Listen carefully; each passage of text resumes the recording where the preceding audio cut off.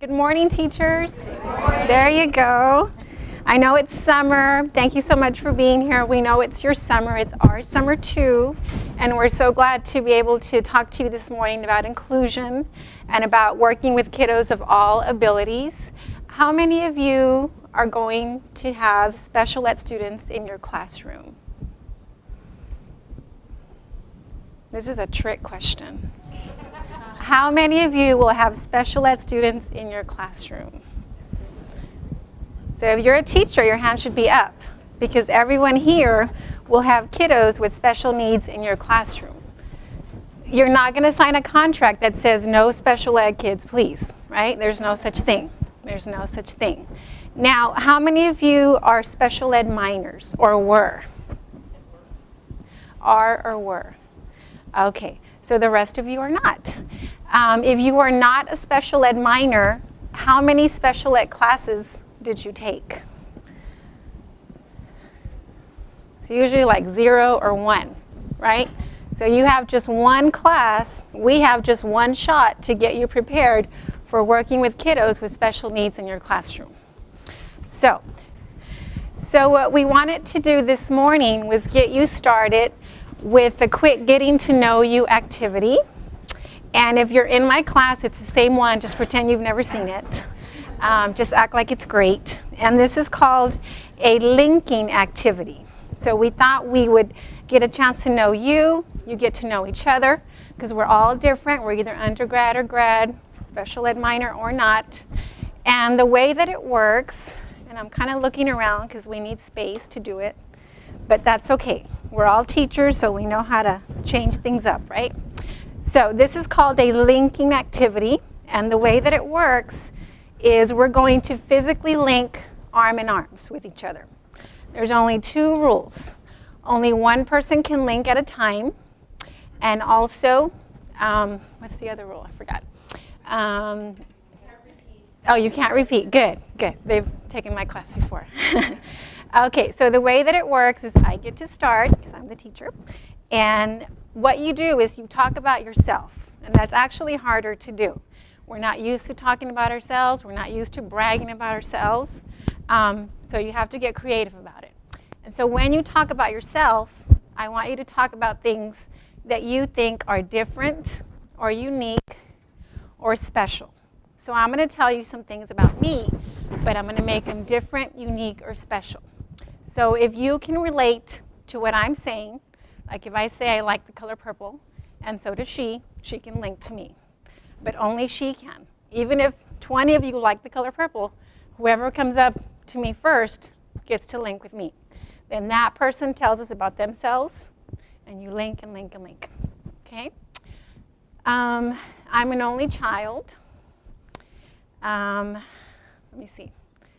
I live in Edinburgh. My favorite TV shows are, is Adam here? No. The Walking Dead and Scandal. It's really good on Thursdays. My favorite author is Stephen King. Are you linking with me? Yes, she lives in Edinburgh. All right. Okay, my name's Lily. I just graduated. My hair color is pink.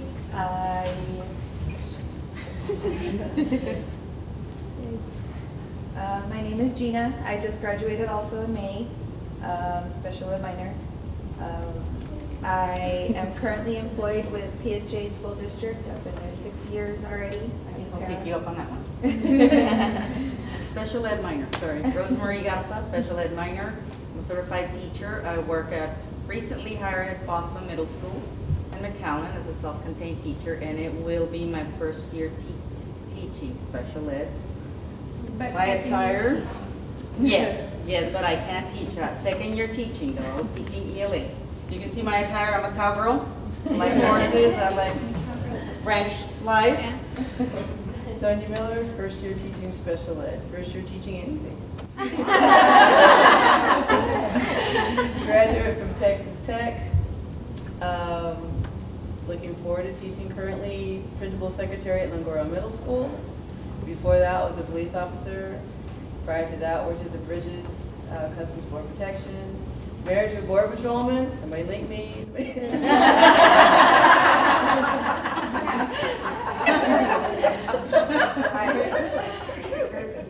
Noelia Salazar. I've been teaching for 10 years.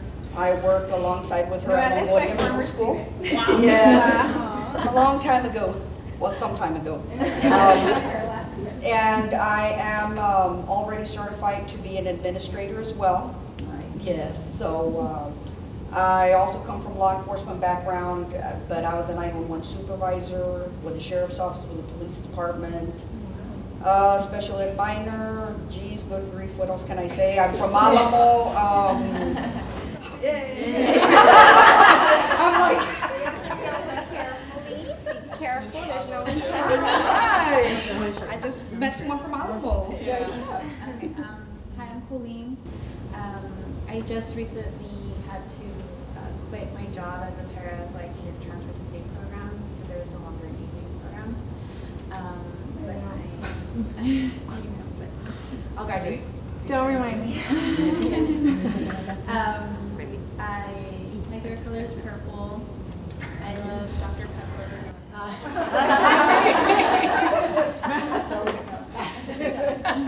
Hi, my name is Patricia. I'm in the education program with the bilingual minor. It's okay. Hi, I'm Kelly. I'm also in the bilingual program, and I'm from McAllen, or I live in McAllen. I recently quit my job also at the at the police department here in Pan Am. Hi, my name's Dan. I work at Edinburgh CISD. I also live in McAllen. Youngest of 4.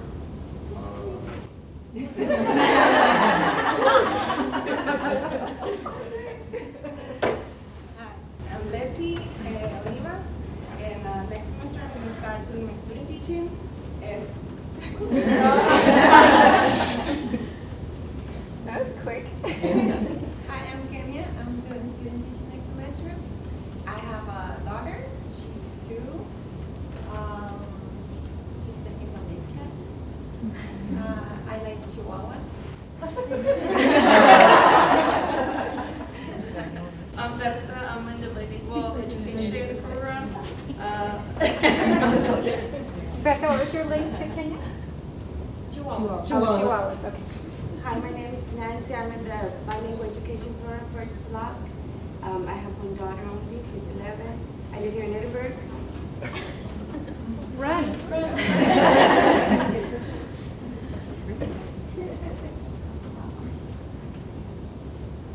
Hi, I'm Lucinda. I have one daughter. She's 10. I'm doing the second block in bilingual. Wait, let me finish. Hi, my name is Erica. I'm in the second block, bilingual generalist. I live in Mission, Cherryland. I have 2 kids, a 13-year-old. Sorry. I live in Mission. My name is Juanita Salinas. I have a daughter who is a year and 4 months. And I'm in the bilingual program. Hi, my name is Albert. I'm also from the Mission Cherryland area, and I have 2 daughters as well. I'm in the bilingual program. I live coffee. Hi, my name is Melissa Gonzalez. I'm in block 3. I'm in the special ed program. I also have 2 daughters. I have a 13-year-old and a 6-year-old. And my 6-year-old just won a bike last night at Vacation Bible School, so that was really cool. I love being with kids, and I thought it was really cool that a lot of you have custom backgrounds, because I've recently been debating on dropping and applying for customs. But no, I'm going to pursue it. I decided to pursue it because of the love. Do it after May. The love to my kids. So. Well, when I was much younger, I used to do Bible school for preschool. And, my name is Lily Vasquez. And I have an adopted daughter, and I have my own daughter. Well, my oldest one is my adopted daughter. She's already 20, starting school here at Pan Am in the fall. And Going my for special ed. little girl is 7 years old. And I'm in the master's program for the special ed. Hello everybody, I'm Yameen Sanchez. My major is English Language Arts and also English as a second language. I am certified in English language arts 4 through 12. And I also have 2 kids of my own and 1 adopted daughter. And I haven't taken any classes on in special ed, but I'm very interested because as a teacher, we all know that we always get that, those backgrounds, and so I'm here to learn more about those special kids. My name is Ana Garcia. I also haven't taken any special ed courses. I'm 22. I'm in the bilingual program. My name is also Anna. I haven't taken any special ed classes. I'm in the bilingual journalist, second block. My name is Cindy Quinones. I haven't taken any special ed class either. I live in Las Milpas, near the border.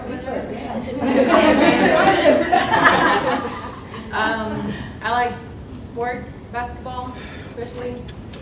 Good.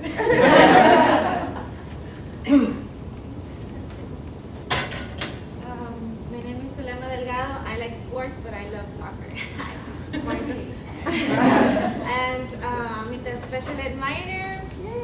And My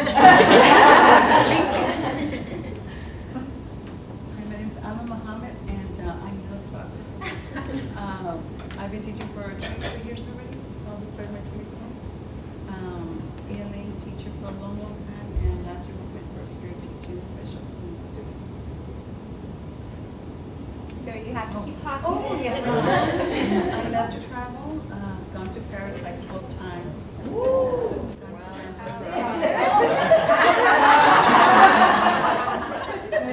I've gone.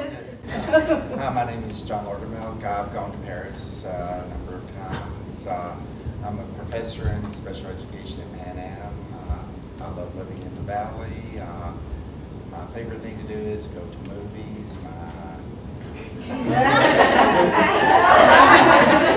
Hi, I'm Sarah. I also love going to the movies. Also been to Paris. Really nice. A student here at UTPA. It's Block 2, Sped Minor. Okay, hi, I'm Sonia Grace. I'm also a sped minor doing Block 2 right now in the summer. It's very hectic. And just so she can come here, I love dogs.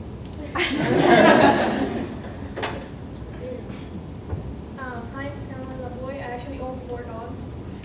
3 American Eskimo, purebred, and a German Shepherd mix from Puerto Rico. And I'm also in a special ed minor, second block. Keep talking. Now we're going to walk carefully over here. Be careful, there's no insurance. My connection to Caroline is when I was a student in the 1800s, I was also a special ed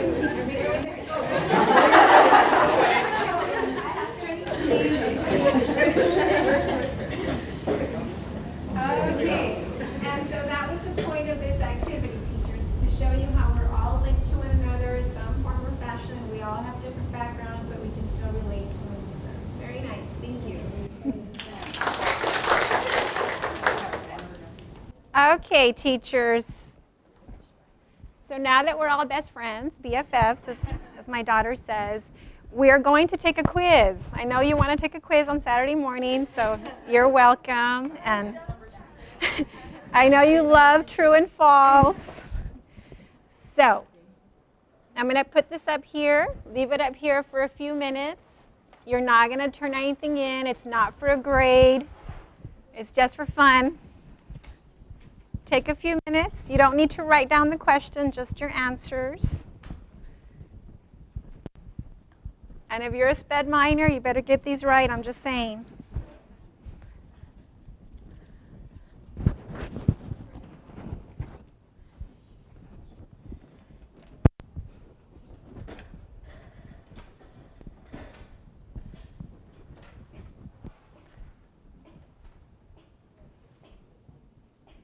Bless you, bless you, bless you.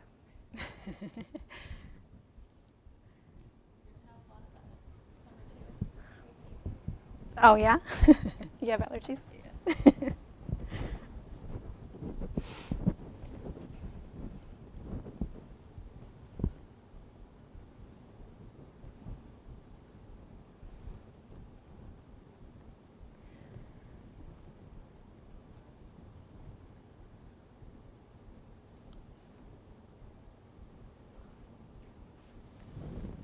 Okay, so we're going to start checking. Now exchange paper. No, I'm kidding. We don't do that anymore. Okay, so number 1, any student with a disability is entitled to receive special ed services by law. True or false? False. That is false. And the reason it's false is because in order to receive special education services, you have to meet 3 criteria. Number 1, you have to be between the ages of 3 and 21. Number 2, you have to have a disability that falls within the federal guidelines. And number 3, you have to have an educational need. See, you can have a disability, you can be between the ages of 3 and 21, but if you don't have an actual educational need, if you're passing your classes, if you're doing okay, then there's no reason to be in special education.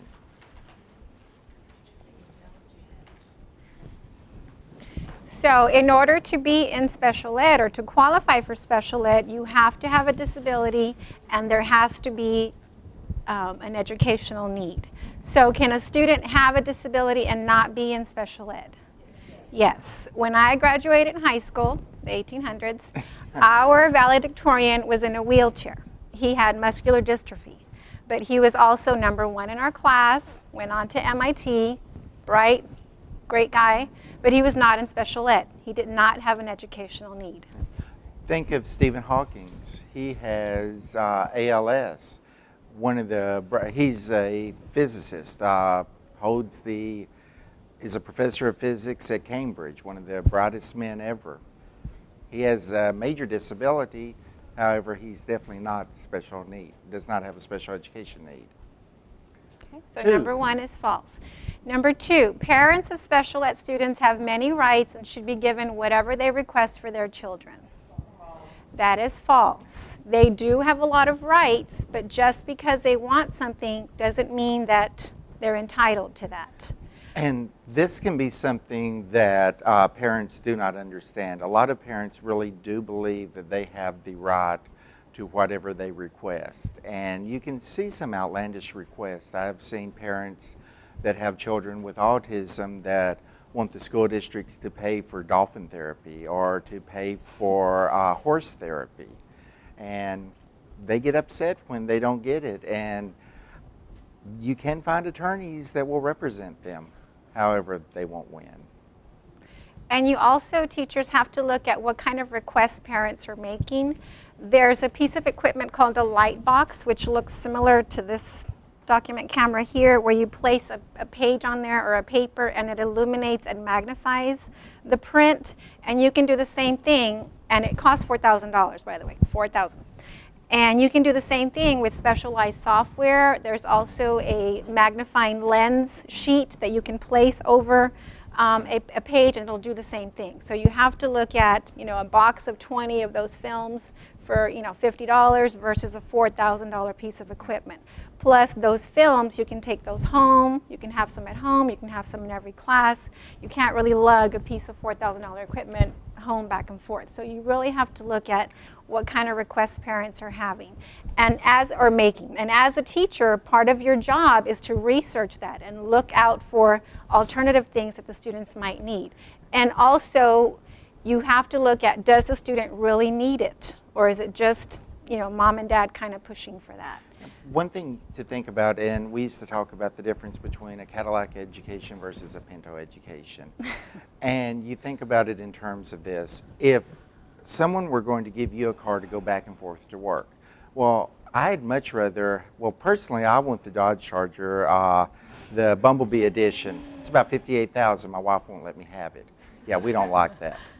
However, I have a Toyota Prius that does just as good of a job, according to the wife, whatever. But the point being, you don't always have to have the best or exactly what you want to do the job. And that's what we're talking about. We're talking about getting something that will do the job.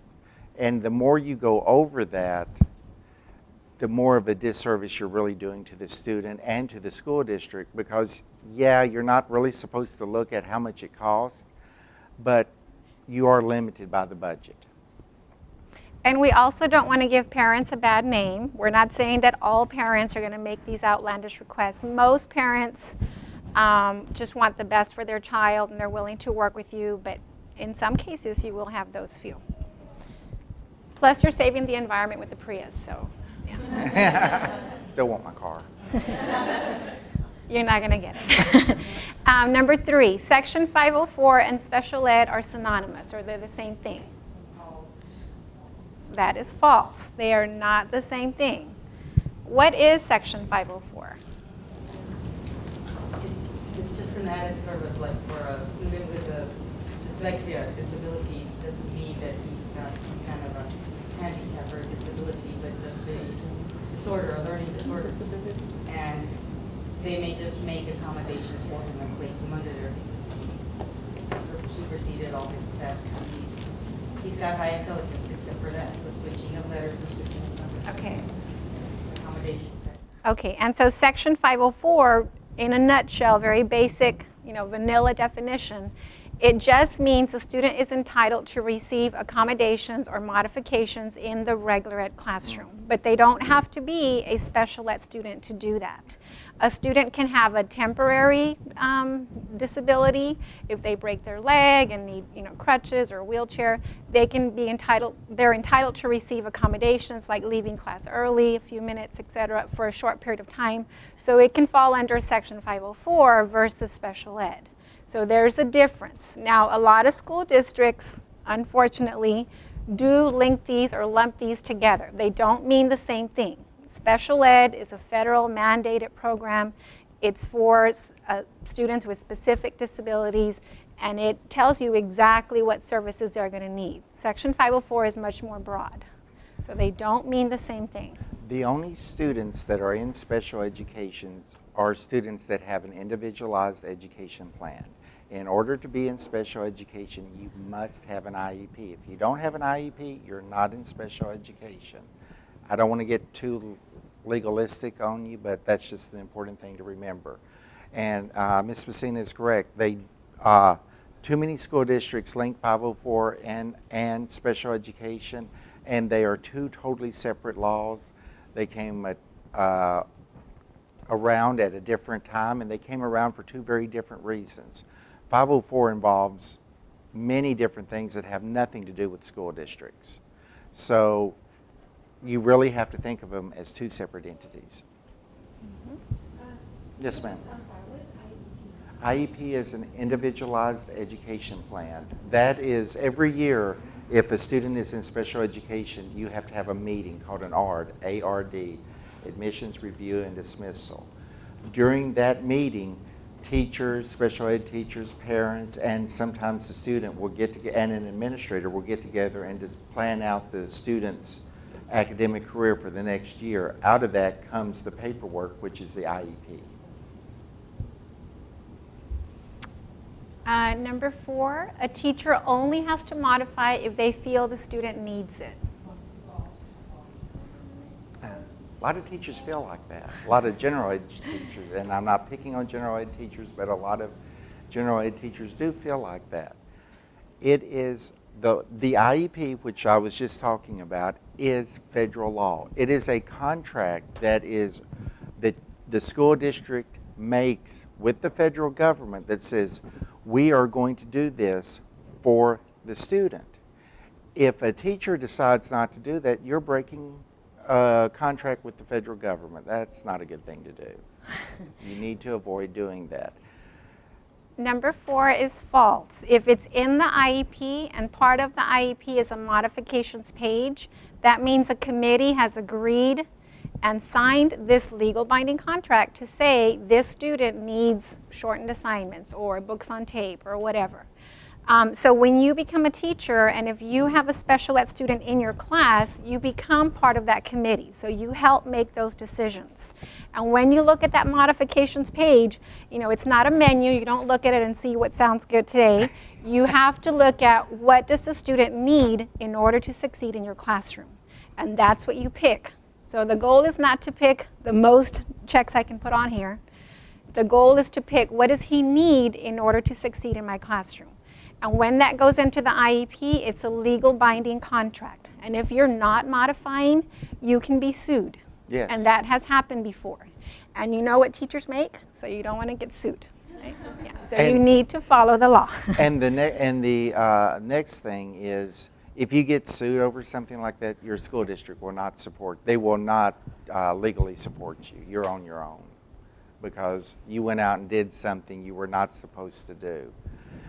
If you have a problem with what's going to be in the IEP, you need to show up to the meeting and talk. That's when you talk about it.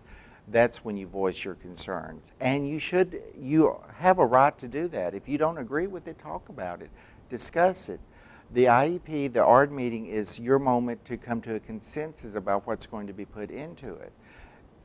But that is when you do it. You don't do it later. After it's been signed, that's it. You have to do it. And teachers, regular ed teachers, your input is very important in the ARD committee because you can say, I don't feel like this is an appropriate modification, but I've done this before and he does well with this. And if you can kind of document that and show that, by all means do that at the ARD committee. You have a voice too. Yes. Okay, now, so number 4 is false. So 1, 2, 3, and 4 were false. Pattern? Let's see. Let's see. Number 5. Number 5, special ed students are the responsibility of the special ed teacher. That is false. Whose responsibility are they? Everybody's. Everybody who is teaching that child is responsible for that student. They might be labeled as a special ed student, but if they're in your classroom, you're responsible to teach them too. And now more and more than ever, special ed students are in the regular ed classroom. I'm going to give you another acronym. So the LRE, the least restrictive environment, that is a decision made by the ARD committee, another acronym, sorry. But that committee decides where is the best place for that child to be educated. And more, the answer is going to be the regular ed classroom. That's your classroom. So that means you're responsible for teaching him. That also means they take the STAR test. Because no one is exempt. That's another question in there, by the way. No one is exempt anymore. So if they're in your classroom, you're responsible for that student passing or failing. And now teachers are being looked at, in addition to everything else that you do, you're also looked at how well your students perform in your classroom, including the STAR. So they're looking at that as well. Now, you're under a lot of scrutiny. Ms. Pecina made a very good point when she said the LRE is about the best placement. LRE does not translate, least restrictive environment does not always translate into the general ed classroom. I'm going to give you a really outlandish example, but hopefully this will help you think of it. There are some students who are so violent, who have done such illegal activities, and they're in special education. And once they're in special ed, you cannot kick them out. But they have done such violent things that their least restrictive environment is a prison cell. Now, that's their LRE. But you have to educate them in their least restrictive environment. And if it's the regular, you want to start with the regular ed classroom and go more restrictive, more restrictive, more restrictive. But when you get to that classroom, that setting that is appropriate for them, that's where you stop. If it's a resource classroom, you don't go from, okay, they're going to be in general ed classroom most of the day, resource classroom, oh, but then let's just put them in self-contained because that's better for the teachers. It doesn't work like that. It's not what's better for the teacher, it's what's best for the student. It's what is appropriate for the student. And actually, you should use the word appropriate, not best. Number 6, and these are not trick questions, I promise. Inclusion is a law that says all special ed students should be taught in regular ed classrooms. That is false. Is inclusion a law? No, it's not. Doesn't matter what your principal says. Inclusion is not the law. The law says we have to have LRE, least restrictive environment. We have to have the most appropriate placement for that student. That's all the law says. The law doesn't tell us how to do that. So inclusion, mainstreaming, those are our interpretations of LRE. So inclusion is not a law. The law is LRE, the most appropriate placement. But inclusion is a way to do that. And so inclusion means placing special ed students in regular ed classrooms, but then there's a little comma, if it's appropriate, if that's the most appropriate placement for them. So that violent student Dr. Lowdermilk was talking about, it's not appropriate for him to be in your classroom. Okay, so inclusion would not work for him, right? Okay, so number 6 is false. Another false one, wow. Number 7, students in special ed are exempt from the tax or the STAR. Now it's the STAR, of course. That is false. Special ed students have to take the STAR test. They have to take a test that says, what is their progress? How much do they know? So that also means, teachers, that even students who have severe, mild cognitive disorders, used to be known as mental retardation. Now we say cognitive impairment. So even if they are severely, mildly, or severely retarded, as the old term is, now President Obama signed that. We don't use that term anymore. But even if they are severe, they have to take that STAR test. And because of Nickleby, President Bush, don't get me started. Because of Nickleby, No Children Left Behind, every student has to take a grade level test. So let's think about that for a minute. Even a student who has a severe cognitive impairment, 5th grader, he has to take a 5th grade level test. Now, does that make sense? Not really, because he's in special ed for a reason, right? He has a cognitive impairment, but he has to take a 5th grade level test, just like the other 5th graders. Now, what that translates into is that the special ed teacher, so special ed minors, get ready, that means they have to develop a form of the 5th grade level test that's appropriate for that 5th grade student. So it's still going to be main idea, context clues, but at his level. It could be main idea from a sentence or main idea from a picture. Instead of reading a 5th grade level passage on, rocket scientists or whatever, and then answer these 20 questions. So you, as special ed teachers, that's your responsibility, is to develop a form of that test. Is that easy? No. Not just no, but hell no, right? That's hard. That's really hard. That is on you to do that. Yes, ma'am. How does that work if you have, let's say, a child, that's intellectually disabled and doesn't speak? You have to, you know your students, and so you have to honestly think of a way to get him to answer. Even if it's just he looked at the answer, then that's what you document. Or did he nod when you asked that question? Then that's what you document. But you have to find, one of the hardest things, I originally came from medicine, where in medicine we have like little charts on how to do everything. Doesn't matter what comes in, there's a chart, there's a logarithm on how to do it.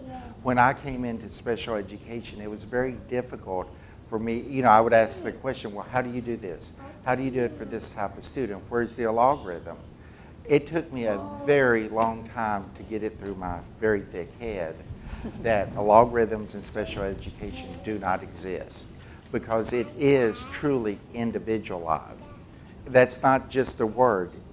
We cannot teach you how to do it for your student because your student is an individual. You have to take the very general stuff that we do teach and figure out how to do it for your particular student, and every student's going to be different. Another colleague of ours, Dr. Cheryl Fielding, will say that if you have 10, or what do you know about 10 students with autism? Well, you know that they're going to act in 10 different ways. There's no one way to categorize them. And it's very hard, if you come from science, it's very hard to get that through your head, because you want to be able to categorize and put them in little boxes. It makes life a lot easier. Unfortunately, we don't have that. Yeah, only you know your students the best. So that really comes down to your rapport with the student. Just like those of you that have kids, you know what that look means, right? You know when he's going to throw that tantrum or not.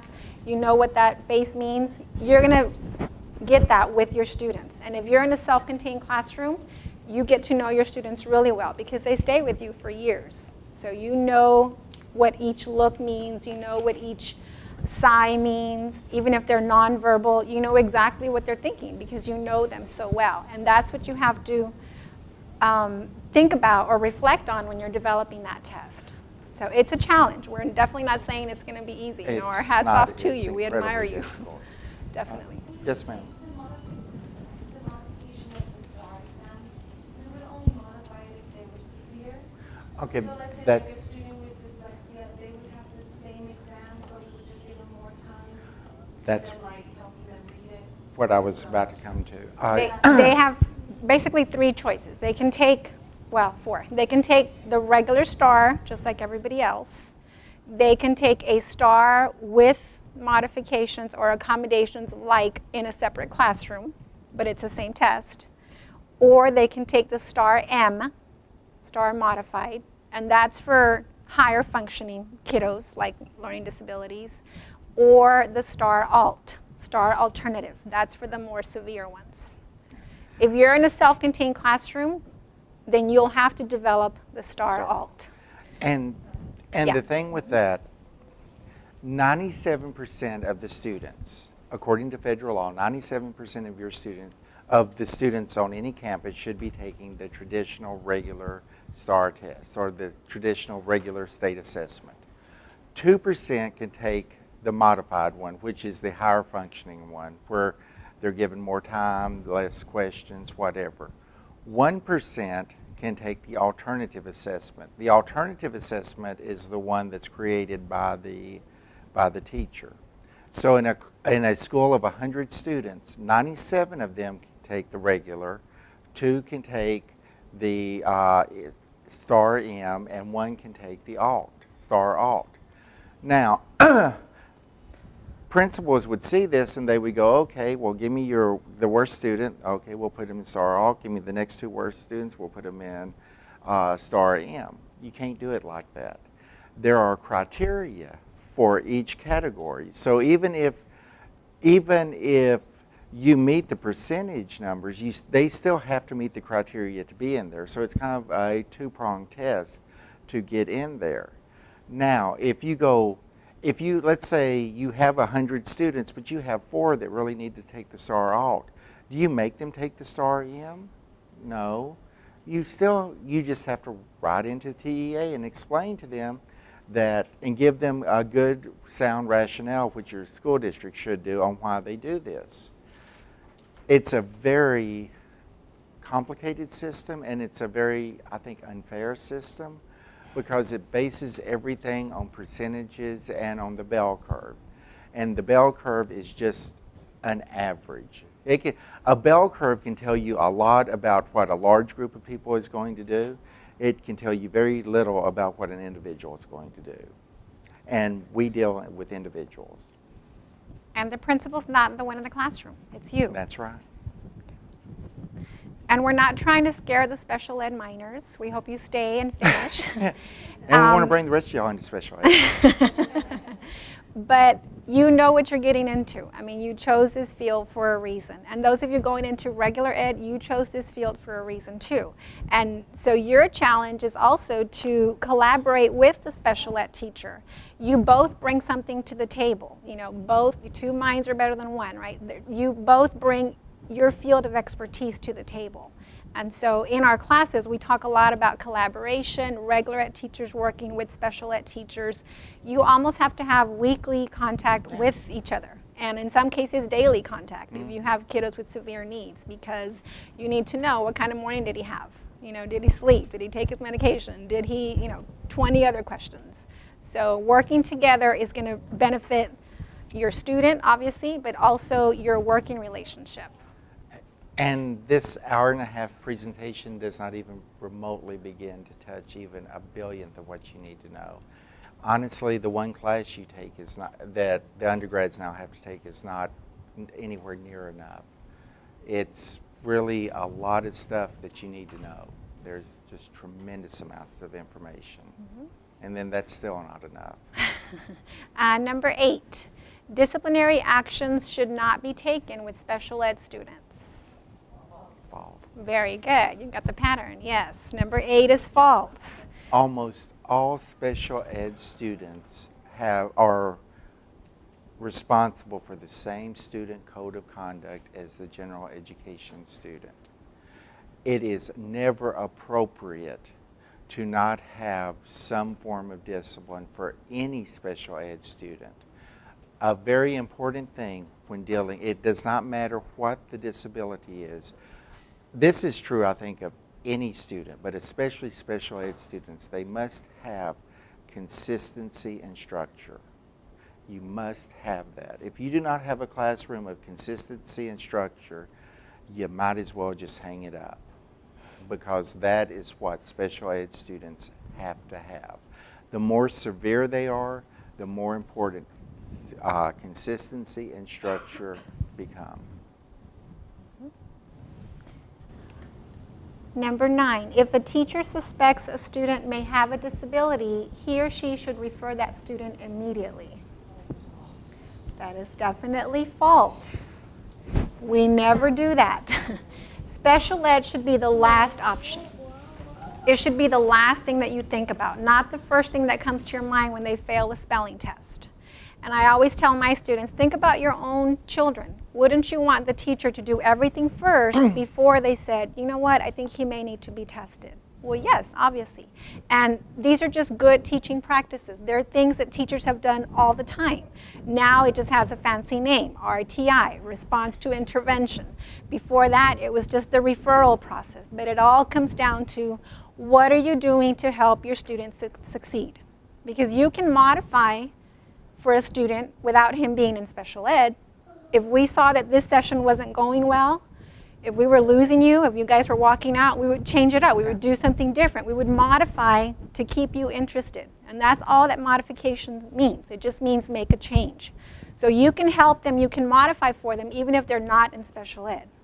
And who knows, maybe he just needs glasses and he couldn't see the board where all your notes are. You know, it could be something as simple as that. Now, it could be a true disability, but we also wouldn't do it immediately. You would need to document. There would have to be a pattern. You'd have to look at everything first before you said he might need to be tested. One thing that I don't think people think enough about, when a child is put into special education, when they are not labeled, they are diagnosed. It is an educational diagnosis, but it is based on a medical diagnosis. Being in special education means that the person has a medical condition. You look at every one of those different disability categories, every one of those is a medical condition. If just because you fail a test or just because you're having a bad 6 weeks does not translate into you having a medical condition. That should never be the first thing that you look at. That is something, because when you move a child from being in a general ed to special education, what you're saying is that this child has a true chronic medical condition. That's what you're saying. So when you do that, make sure that's really true. That it's not that, oh, well, he's having a bad day or a bad week or whatever. And teachers, when you think about if your students are not doing well in your classroom, you also want to look at everybody else in your classroom, because it's okay to compare them. Yes. It's okay to do that. There's no law that says don't compare them. I know you hear that a lot in other classes, not in our classes. Never. We tell you to compare them. Yes. Because if everyone Good. is not doing well, if everyone is struggling in your classroom, then the problem is you, right? You need to be a better teacher. So it's okay to compare your students against each other. And it's okay to put them in groups, levels, because different students are different. Different students have different abilities. You don't have to put everyone in, you don't have to put everyone in one big group and sing Kumbaya. That ain't going to do a damn thing. Only on Fridays.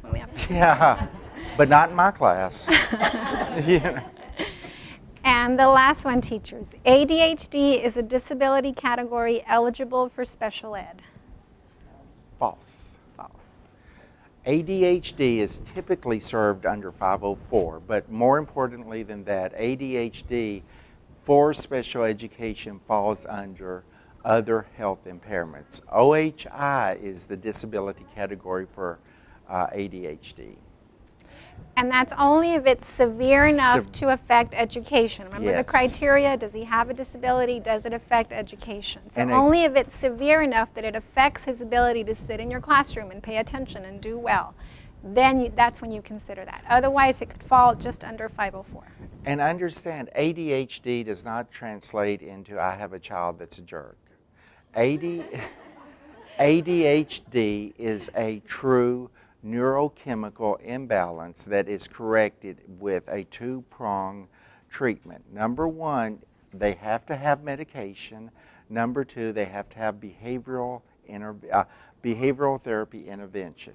If you have those two things, over 80% of children with true ADHD will improve. Now, if you have a child that doesn't have that and you start giving them the medication, that's when their personalities change and when they start acting lethargic and when they can't get up and all of that. That's a child that does not have ADHD. That diagnosis is thrown around way, way, way too much. By the way, you're starting to see it with autism too. That diagnosis is thrown around way, way too much, to the point that when the DSM-5 comes out, the Diagnosis and Statistical Manual, 5th edition, which is kind of the Bible for psychiatrists, they've gotten rid of Asperger's, and they're tightening up the controls on on the criteria for autism because they're having way too many false positives. We're having way too many people diagnosed with autism. People don't get autism at the rate that they're talking about. It just doesn't happen. Sorry. Comments, questions, observations? Okay, we're going to move on to my part. Okay, I'm going to read this because I think it's funny. According to a radio report, a middle school in Oregon was faced with a unique problem. A number of girls were beginning to use lipstick and would put it on in the bathroom. That was fine, but after they put it on the lipstick, they would press their lips to the mirror, leaving dozens of lip prints. Finally, the principal decided that something had to be done. She called all the girls into the bathroom and met them there with the maintenance man. She explained that all the lip prints were causing a major problem for the custodian who had to clean the mirrors every night.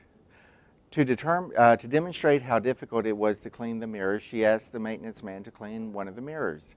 He took out a long-handled squeegee, dipped it into the toilet, and then cleaned the mirror. Since then, there have been no lip prints on the mirror. There are teachers, and then there are teachers.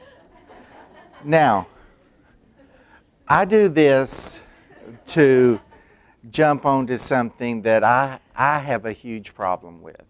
This is the idea that there are two ways of there are two schools of thought about education. One is something that I ascribe to called behaviorism. Behaviorism is the idea that you teach by me being the teacher, the classroom being teacher-centered. I'm in charge, I'm the adult. I decide what is going to be taught based on state standards. I lecture, I ask questions. I give y'all opportunities to demonstrate, to practice, and I do a lot of repetition. I give you and I observe what you're doing, and I give you feedback. I think that's a very effective way to teach. There is another form called constructivism. Constructivism is student-centered, where they allow students to, you talk and you do all of that type of stuff and on and on and on.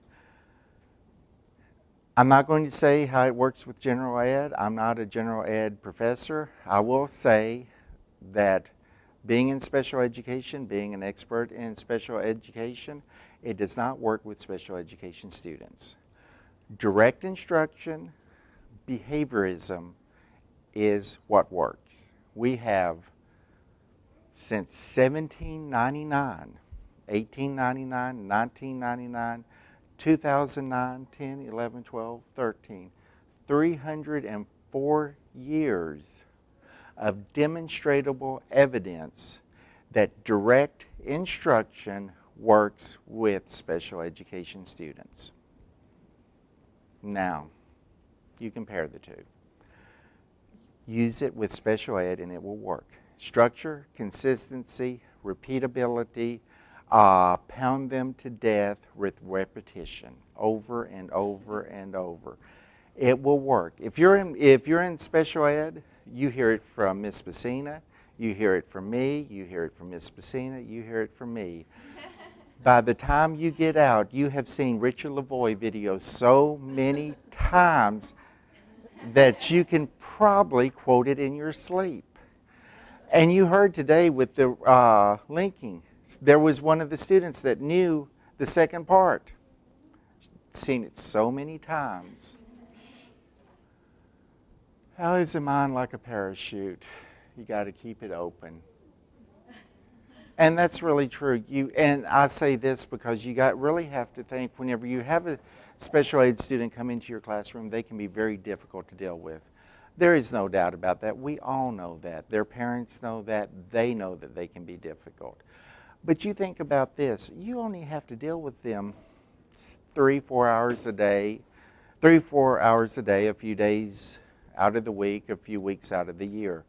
They have to live with that learning disability, that emotional disturbance, that physical disability their entire lives.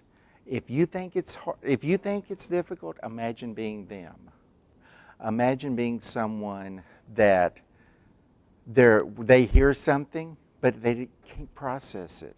So every time someone says something to them, they don't really understand what's being said. And they get it day after day after day, and all they hear is, well, why don't you understand? Everyone else understood.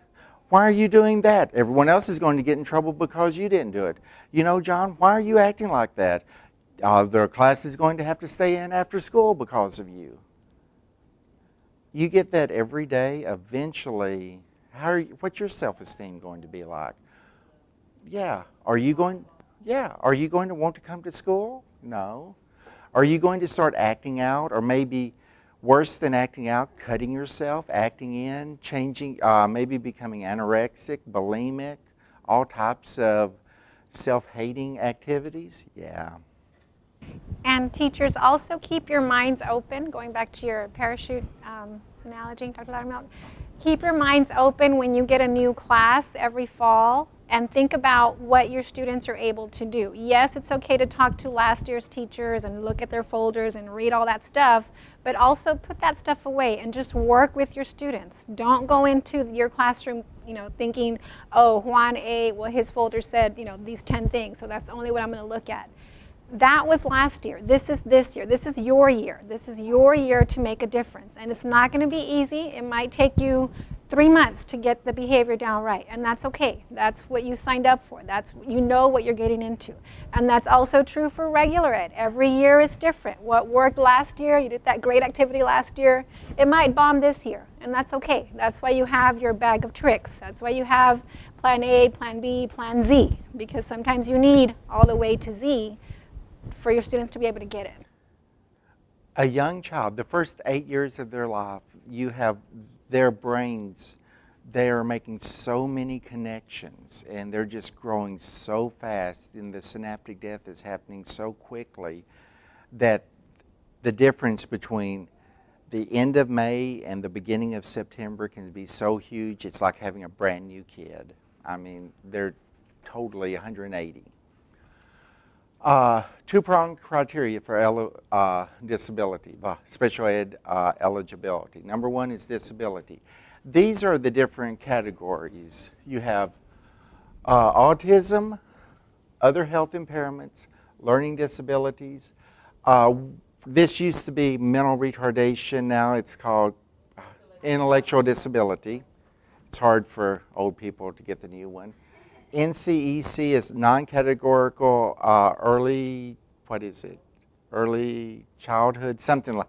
This is like the 3 to 7 years old that we're not sure exactly what they have. It's kind of a Texas-specific disability that they put them in there when they're like between 3 and 7 to determine what it is, and they're just trying to catch them early. Emotional disturbance, auditory impairment, visual impairment, deaf, blind, multiple disabilities. This is the one that they have all types of things going on. Orthopedic impairment, traumatic brain injury, and speech impairment. So in order for a child to qualify with the disability, it has to fall under one of these categories. Number 2, educational need. Now, it's not just limited to pass-fail, but you have to look at how is the child doing? Are they meeting minimum? Are they meeting minimal educational needs? And what's the trajectory? Where are they headed? How are they going forward? And you have to give examples. As a general ed teacher, you have to give examples of how they are doing. What is an example? If they're not doing well in math, well, you have to take it to the educational diagnostician and show, here are examples of where they're not doing well in math. Here are examples of where the other students are at. This is where John is at. This is the difference. This is where the concern is at. You have to document it. You can't just say stuff like, oh, well, I don't think John's doing that well, so he needs to go in special ed. You have to give documented examples based on data. Same thing with behavior. Documented data-based examples on data. Blah. Documented examples based on data. I can't talk today. Sorry.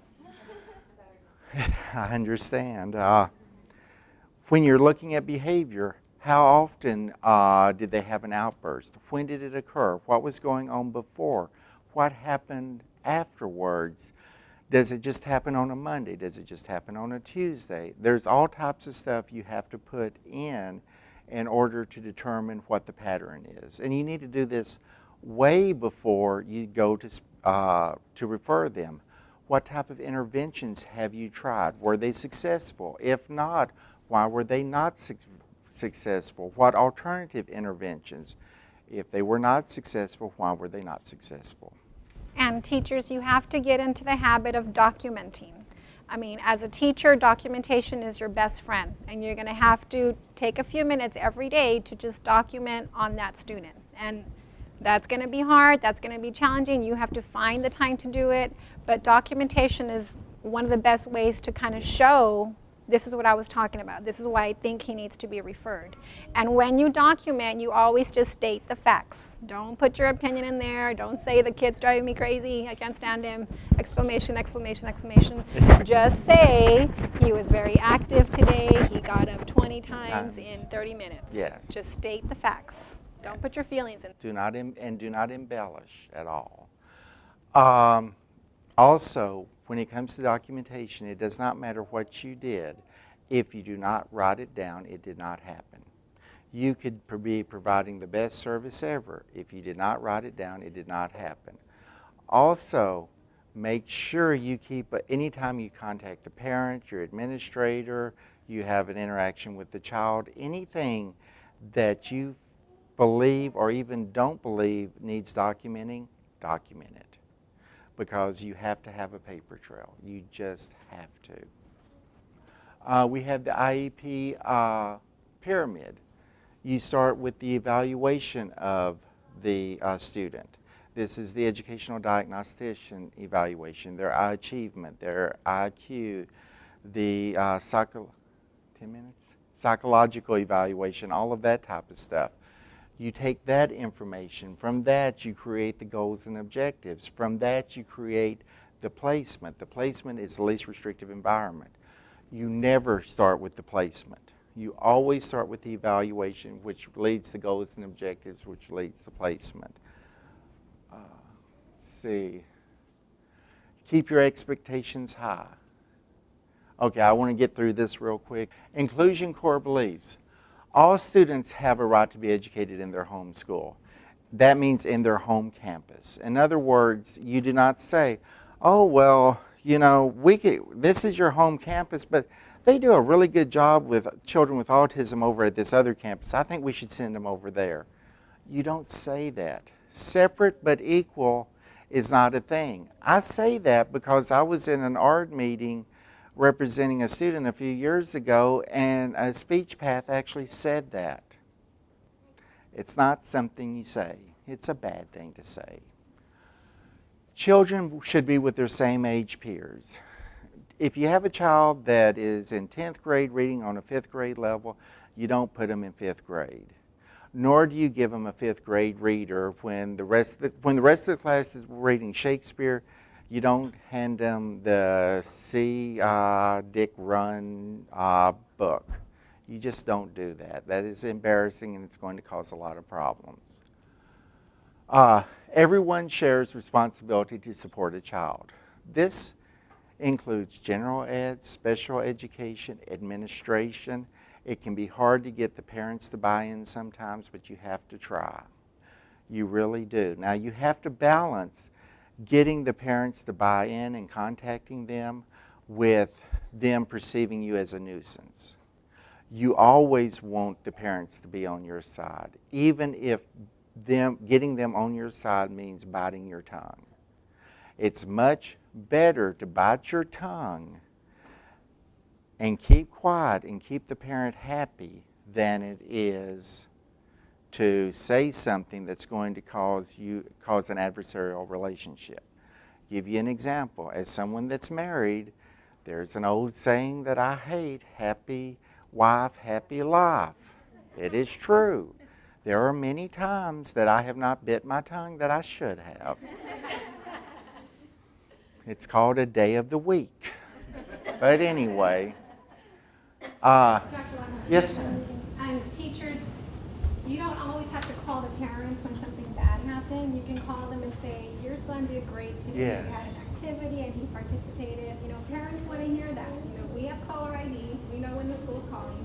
We know when to avoid that phone call, right? But if you call and say, your son did great today, wow, I'd answer that phone all the time because I want to hear that too. I also want to know if he had a bad day, but I would love for you to call me and say, your son did great today. Just pick up that phone and do that. Very true. Yes, ma'am. I noticed that making that first call, a positive call, made a big difference with working with the parents. It does. Do that in your classroom? Yes, making a positive, well, the first contact is positive, so that way the parents are more open to helping you out with checking out the students for the work and and things like that. Motivating them. Yeah, send a nice little note home. Not every day, but once a week. But don't go crazy with it. I mean, if a student has trouble in math and they pass the math test, don't say, oh, your son's a math wizard now and all of that. Because disingenuous compliments are not good. Be factual, but be, enthusiastic. All members, parents know their children best. That is true. However, parents do not know the disabilities best. A lot of parents are informed about disabilities. They do have a working knowledge of it, but they are not the expert. Other people are the expert. With that said, a lot of stuff you read on the internet is crap.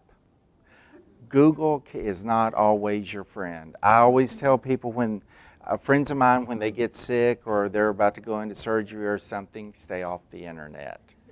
It's just not a good thing to be on. Yeah, what?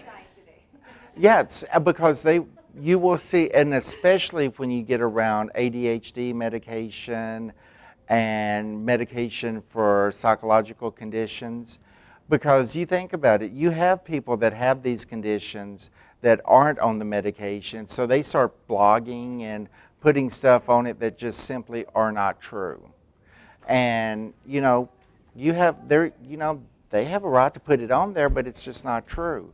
Jenny McCarthy and autism, there's nothing she says about autism that is correct at all. Ignore it. Most of what's said on the internet about ADHD is not correct. Sugar does not cause ADHD. Television, video games, the list is long, does not cause ADHD. Stay away from that type of stuff. If you have to go and look at it, The Council for Exceptional Children, they have some good information. WebMD has some good information. LD Online has some good information. The National Institutes of Health have good information. Stick to the government sites, or stick to the government and government-related sites, university sites, sites that are nonprofit, that are funded by the government, that actually have criteria, and not just anyone can put it on there. All members from a community learn from each other. That's true. Potential is unlimited, but with this, you have to be realistic. I just work with DARS, which is the Texas Department of Assistive and Rehabilitative Services. And one of the complaints that they have about getting students, once they graduate from high school, to their service is that they'll have teachers and parents that will tell this kid, and again, I'll use math because I like math. You know, this kid will have done really bad in math, have a significant learning disability, but he wants to be an engineer. And they're like, oh yeah, if you try hard enough, you'll be able to be an engineer. Well, no, so he'll go to STC and fail, take Calculus 1, Physics, and Chemistry and fail out.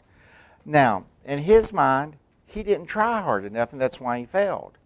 Well, no, realistically, he's not going to be an engineer. You have to be realistic in the goals that you set for your students. That is a very important thing. You want to set high goals, but you want to set realistic high goals. You don't want to make them so out there that it's just not going to happen. Because once they fail, especially a child with a learning disability, they've had so many failures in their life that once they fail, it's that much harder for them to try again. Curriculum must be meaningful and differentiated for all students. You must make the curriculum that you're teaching, it must carry meaning for the students. It's very important. And you think about, all of y'all are or have been college students. You've taken classes in college that had curriculum and assignments that were worthless. You didn't like it? No, none of us like it. Think about that when you're in your classroom. Differentiated curriculum, same way. Differentiated just means you modify the curriculum to the knowledge, skills, and ability of the individual student. You have to foster independence. It is very important that you do not teach learned helplessness. You don't do something for a student that a student can do for themselves. You don't let your teaching assistants do something for a student that they can do for themselves, because you don't want a 50-year-old adult that all of their parents have died, and all of a sudden you have a 50-year-old adult that can't do anything because they've always had someone doing it for them. Social skills can only be learned with social opportunities. You cannot teach social skills the way you teach academics. It cannot be learned in isolation. You only teach social skills by putting them in situations to use social skills. They will make mistakes, and that's okay. All students are contributing members of community. That's kind of obvious. All behavior expectations should be age appropriate and cognitive appropriate. There's different expectations for a 2-year-old than there are for a 15-year-old. Just kind of makes sense. Diversity is valued and celebrated. You should not expect everyone to act the same. We are not the same. One of my trick questions is, true or false, people with disabilities are like everyone else. True or false? False. No two people are exactly alike. No one is like everyone else. It is false. Fear can be overcome. True, unless you're afraid of flying, and then it takes lots of scotch. I think we're kind of out of time. I think all of y'all have our email address and probably know us in some way. Feel free to email us, call us, text us, whatever, and I always finish with comments, questions, observations. Oh, And Ms. Pecina has Let me some. just tell you what I passed out, teachers. There's a couple of handouts. One is front and back.